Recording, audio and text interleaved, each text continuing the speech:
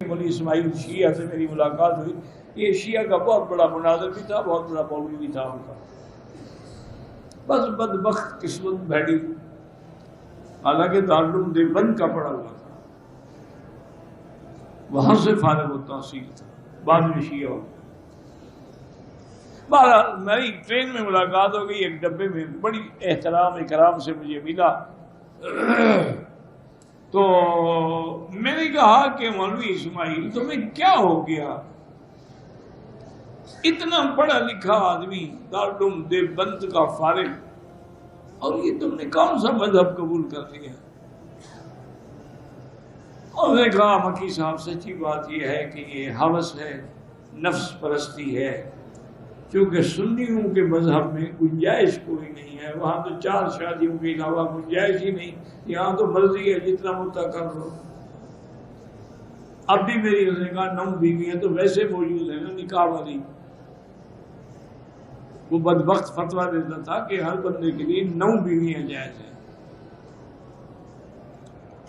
اور وہ قرآن کا معنی بدلتا تھا. فَانْكِحُوا مَا طَابَ لَكُم مِّنَ النِّسَاءِ مَثْنَىٰ 2 ثُلَاثَ 3 رباع 4. وہ کہتا تھا مثنیٰ 2 ثلاثہ 3 5 اور 4 9. اور حضور کی بھی 9 بیویاں تھیں. اللہ معاف کرے، جب آدمی بھٹک جاتا ہے نا جی، اپنی پٹڑی سے اتر جاتا ہے نا، پھر اللہ کے سوا کوئی اس کو سنبھال نہیں سکتا. تو میں نے کہا بھائی، اس نے کہا مکی صاحب دیکھیں آپ جلسوں پہ جاتے ہیں، تقریریں کرتے ہیں، کرایہ بھی نہیں دیتے لوگ.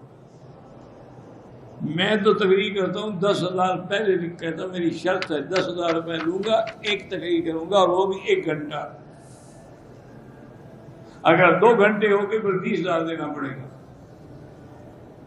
اور محرم کے 3 دن جو ہیں 8 9 اور 10 میں وہاں پڑھوں گا مجلس جو مجھے 0 میٹر گاڑی دیں گے. اس نے کہا میں تو اس لیے شیعہ ہوا ہوں، مجھے پتا ہے کہ یہ مذہب نہیں ہے، یہ جھوٹا مذہب ہے، یہ تو ایک تحریک ہے، لیکن میں مرنے سے پہلے توبہ کر لوں گا. ابھی تو زندگی ہے، جوانی ہے، کچھ کھا پی لوں.